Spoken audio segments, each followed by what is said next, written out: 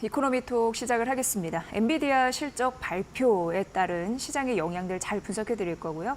미국 증시 강한데 우리 증시 좀 못 가지고 있는 상황이잖아요. 아쉬움이 나는 증시 좀 비교 분석해 드리는 시간 마련했습니다.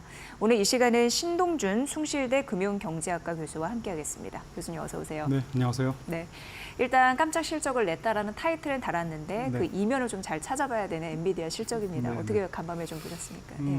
새벽이죠, 오늘 새벽. 맞습니다. 뭐 대체적으로는 실적은 시장 예상치를 대부분 상회를 했으니까요. 네. 매출액이 전년 대비해서 94%나 증가했으니까 사실 엄청난 성과를 냈죠. 그런데 지난 분기랑 비슷한 것 같아요. 기본적으로 눈높이가 여전히 높긴 하지만 많이 내려와 있는 상태라서 수요가 강한 건 맞는데 과연 이 수요가 계속 더 강해질 것이냐라는 거에 대한 확신이 좀 부족한 상태인 것 같습니다. 그래서 뭐 시간외에서는 주가가 소폭은 좀 하락하고 있지만 지난 분기에 비해서는 조금 그 진정되는 느낌이 아닌가 싶은 느낌이 좀 들어요. 네. 근데 뭐 그것보다는 이 생성형 AI라고 하는 것에 대해서 우리가 그동안 반도체가 주도주였지 않습니까? 엔비디아가 뭐 대표적인 주도주였고요. 이제 그 부분이 매출액이라든가 주당 순이익 전망치들이 좀 낮아지면서 전체적으로 좀 많이 후퇴한 것이 아닌가라고 생각합니다. 올해 들어서 엔비디아 주가가 연초 이후에 뭐 한 200% 정도 올랐거든요. 근데 대부분 다 6월 중순까지 한 180% 정도 올랐고 네. 그 뒤로 한 5달 동안은 지금 한 5%, 6%, 7% 뭐 그 정도 엄청난 거죠. 수준으로 예. 횡보하고 있기 때문에 주도력은 좀 많이 약해졌다라고 이미 뭐 평가를 하고 있는 상황입니다. 최대의 그동안 엔비디아의 수요처라고 했던 M4 그러니까 뭐 아마존이라든가 뭐 알파벳, 메타, 마이크로소프트 이런 기업들이 매출액 대비해서 투자에 대한 비중이 그동안 쭉 계속 늘어나다가 투자를 계속 늘리다가 한 최근에 보면 한 16%, 17% 정도 수준에서 좀 정체되는 느낌이거든요. 그러니까 시장도 이제 투자 비중이 더 늘어나지는 않지 않겠는가라는 예상들을 이미 전망을 하고 있는 상황입니다. 지난주에 또 하나 이슈가 있었죠. 아마존이 자체적으로 AI 칩을 개발하면서 이제 12월 달에 출시하겠다라는 계획을 발표했는데요. 뭐 오늘 실적 발표에서도 있었지만 엔비디아의 블랙웰에 대한 수요는 여전히 굉장히 강하지만 대체적으로 이 아마존에 대한 엔비디아에 대한 의존도를 낮추려고 하는 노력들이 지금 도처에서 나타나고 있다는 점, 뭐 이런 것들이 좀 주도력을 좀 약화시키는 배경이 아닌가 싶습니다. 뭐 증시에 대한 영향은 그래서 상대적으로 좀 작긴 하지만 이제 누가 주도주가 될 것인가, 뭐 그 이슈가 좀 남아 있는 상황이라고 봐야 되겠죠. 네. 기대치가 낮아졌다는 뜻이 뭔가 했더니 바라는 그 수준이 의존도를 낮춤으로써 그게 좀 반영이 됐네요. 그 시각이 좀 다르다라는 걸 좀 말씀드리고요.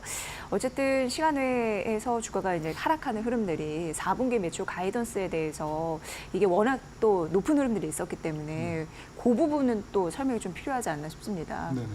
가이던스의 눈높이에 충족하지 못할 것이다라는 것도 교수님이 말씀하신 그 일맥상통한 맥에 있는 거죠. 그동안 뭐 기대치가 워낙 높았잖아요. 이제 그 부분이 조금씩 낮아지면서 실망하거나 하는 폭도 좀 작아지는 뭐 그런 수준이라고 보셔야 되겠죠. 네, 이게 우리 시장에 미치는 영향을 또 보셔야 되는데 일단 뭐 SK하이닉스, 삼성전자도 낙폭을 줄이면서 양봉으로 좀 변한 흐름들이 나타나거든요. 저희가 시각 좀 체크를 해드릴 거고 미국 증시 같은 경우에는 어찌됐건 간에 정말 가야 될까라는 마음이 들 정도로 투자 심리가 좀 확고해지지 않나 싶습니다. 우리로서는 좀 안타까운 거고 그 얘기인즉슨 투자할 곳이 많다라는 설명일 수도 있습니다. 그런데 주식 같은 경우에는 그 하도 많이 올랐을 때 더 추가적으로 오를까에 대한 의문을 항상 우리가 봐야 되기 때문에 이 부분에서는 봉착하는 것 같습니다. 밸류에이션이 계속 오를 수밖에 없기 때문에 어떻게 보십니까? 강하긴 강한데 추가 상승에 대한 여지를 좀 여쭤보는 거거든요. 보통 주식시장은 밸류에이션 멀티플, 그러니까 우리가 말하는 PER이 증가하거나 뭐 이익 전망이 증가하거나 이제 두 개의 곱으로 주가가 이제 설명이 되는데요. 대체적으로 추세적으로 주가가 오르려면은 밸류에이션 멀티플, 그러니까 PER이 상승을 해야 합니다. 그러니까 기대가 더 강해야 된다는 뜻이죠. 그런 면에서 보면 최근에 S&P 500 지수의 멀티플이 12개월 선행 기준으로 보면 22배를 넘었거든요. 뭐 굉장히 높은 수준, 역대급의 수준에 지금 와 있는 상태라서 여기서 그럼 실적이 계속 잘 나오고 멀티플까지 올라갈 수 있겠는가라는 우려들이 여전히 많이 있는 것 같습니다. 제 생각에는 어쨌든 연말하고 연초를 지나면서 인플레이션에 대한 우려가 시장의 예상보다는 좀 높아질 것 같아요. 그러면 기준금리 인하에 대해서도 기대가 좀 후퇴하겠죠. 그러면 밸류에이션 멀티플, 지금 22배가 넘었던 PER은 조금 후퇴할 가능성이 있어 보입니다. 조정에 대한 가능성도 좀 생각을 하고 있는데요. 근데 내년 전망치들을 이제 최근에 글로벌 IB들이 내년 미국 시장에 대한 전망을 내고 있는 걸 보면 대체적으로 주가는 한 10% 언저리로 상승할 것으로 보고 있어요. S&P 500 지수 기준으로. 그 얘기는 뭐냐면 멀티플은 정체되거나 조금 낮아지긴 하겠지만 순이익 전망치, 주당 순이익 전망치라고 한 EPS 증가율이 뭐 한 10%대 후반 정도로 올라오면서 기업 이익이 증가하면서 주가는 좀 상승할 것이다라는 예상인데 말씀드렸지만 멀티플이 상승해야 이제 추세적으로 올라가는 장이라고 볼 수 있는데 내년에는 조금 그런 부분에서는 좀 약하지 않나 싶습니다. 그래서 대체적으로 PER이 제자리 걸음을 하고 있다는 측면에서는 주가의 변동성은 굉장히 좀 심해질 수 있다. 이렇게 보셔야 될 것 같아요. 네. 교수님이 말씀해 주신 거 보니까 왠지 미국 증시와 엔비디아의 결이 좀 비슷하게 가지 않을까. 예, 의외의 반전이 좀 여기에 숨어 있네요. 그렇다면 미국 증시와 반도체 랠리 같은 경우에 이제 별로 기대할 것이 없다 이렇게 좀 생각해도 되는 건지 그렇지는 않을 것 같아요. 그러니까 예를 들어서 10년대에 스마트폰이 보급되고 또 그 생태계가 커지는 과정이랑 지금 굉장히 유사한 흐름으로 가고 있는 것 같습니다. 그러니까 한마디로 말씀드리면 주도주가 바뀌고 있는 것이지 교체되고 있는 것이지 끝났다라고 보기에는 좀 많이 이른 타이밍 같아요. 예를 들어서 가격이, 그러니까 지금은 이제 AI가 아무래도 대세다 보니까 AI의 가격이 좀 싸지면서 대중화되고 확산되는 그런 흐름으로 보셔야 될 것 같거든요. 그러니까 AI의 반도체나 하드웨어 중심의 그동안 한 2, 3년 주가가 올라갔다면 엔비디아가 주로 그랬고 그다음에 클라우드라든가 이런 업체들이 또 그랬죠. 그래서 M7이라는 주가가 굉장히 강하게 올랐다면 이제부터는 AI의 그러한 인프라를 활용해서 실제로 돈을 버는 수익화할 수 있는 소프트웨어 쪽의 기업들이 조금 더 전면에 나서는 주도주가 좀 교체되는 그런 과정이라고 생각합니다. 최근 한 달 정도 성과를 보면 연간으로 보면 소프트웨어 주가들이 별로였는데요. 최근 한 달 정도는 그럭저럭 괜찮게 올라오고 있고 이 기업들이 주로 보면 중소형주가 또 많아요. 그래서 전체적인 대형주 주가가 부진하니까 지수는 조금 부진할 수 있어도 상승률이 기대보다는 좀 못 미칠 수 있어도 많은 기업들이 중소형 기업들이라든가 소프트웨어 기업들이 올라가는 트렌드로 바뀌는 과정에서는 글쎄요, 또 투자자들 입장에서 보면 조금 이 관점을 조금 달리 해서 보셔야 되지 않을까 싶습니다. 그러니까 AI 기반에서 그동안 투자는 많이 했는데 과연 돈 벌 수 있느냐 이 포인트였잖아요. 이제 그 포인트로 좀 넘어간다고 보셔야 될 것 같아요. 그래서 수익화를 할 때의 가장 큰 수혜는 아마도 소프트웨어 주식들이 되지 않겠는가. 서비스를 하는 그래서 그러니까 어플리케이션을 만드는 회사라든가 이런 회사들이 주도하게 될 것으로 봅니다. 이제 AI 기반의 서비스들이 본격적으로 좀 많이 나올 텐데요. 왜냐하면 그 동안에는 우리 GPT-4o 이런 것들 보셨지만 주로 대형 언어 모델로 기반으로 가다가 최근에 조금 중소형 언어 모델 중심으로 GPT-4o 미니 이런 것들이 나왔지 않습니까? 성능은 굉장히 비슷한데 비용이 거의 30분의 1 수준으로 싸요. 그러니까 이제는 많이 낮아졌군요. 그럼요. 이제는 이런 AI를 기반으로 해서 뭔가 서비스를 하는 회사들이 진입 장벽이 낮아졌기 때문에 이런 기업들이 좀 주도주로 이제 전면에 나설 가능성이 있다는 거죠. 더군다나 지금 대선에 대한 불확실성 때문에 그동안 투자나 이런 프로젝트를 멈췄던 기업들이 다시 재개하는 흐름들이 좀 보이고요. 또 하나는 트럼프 대통령이 들어서면서 이 관세에 대한 강조를 많이 하고 있는데 그것도 역시 주도주를 바꾸는 요인인 것 같습니다. 보통 반도체라든가 하드웨어는 이 중국으로 나가는 수출 비중이 소프트웨어에 비하면 한 2배, 3배 높거든요. 그러니까 관세에 대한 리스크도 좀 작고 또 원자재나 중간재를 이렇게 쓰는 비율도 낮기 때문에 어떻게 보면 트럼프 대통령 2.0 시대에는 조금 더 흐름하고도 맞고 또 이 생태계하고도 좀 맞는 그런 과정이 아닌가 싶습니다.